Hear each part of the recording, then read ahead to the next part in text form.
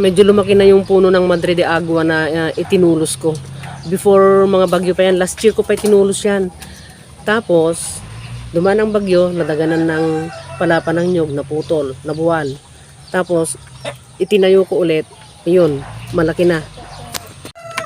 Nagtry ako maglagay ng dahon ng Madre de Agua dito sa bahay ng mga Brahma. Pero busy pa rin sila sa pagkain ng feeds. Baka siguro mamaya kung ubos na nila yung feeds nila at alanganin yung oras ng yung in between ng pagpapakain ko ng second meal nila, baka siguro papansinin na nila yung dahon.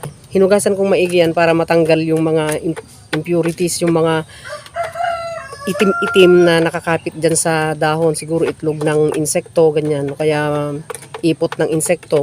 So, hindi naman masyadong marami. Pero hinugasan ko na para sure.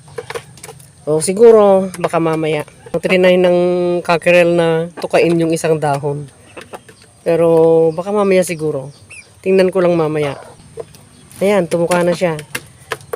Pamaya-maya lang siguro ng konti. In-enjoy nila yung dahon ng Madre de Agua na ubos. So magababuti naman at ginusto nila. Pantanggal yun ng boredom nila.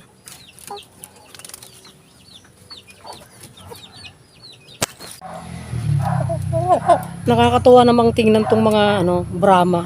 Akala ko naman may babae. Pero tumilaok 3 beses yung isa. Yung lighter ang kulay niya. Kaya binenta ko kahapon. Ngayon mag-isa na niya yan.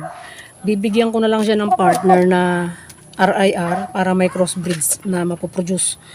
At saka bibigyan ko ng native sa susunod. Pero ngayon, pagka mag-uumpisa ng mag-breed yan, pag marunong na siyang mang-mate, edi bibigyan ko na lang ng RIR para tingnan ko kung ano yung magiging produkto nila, kung ano magiging itsura.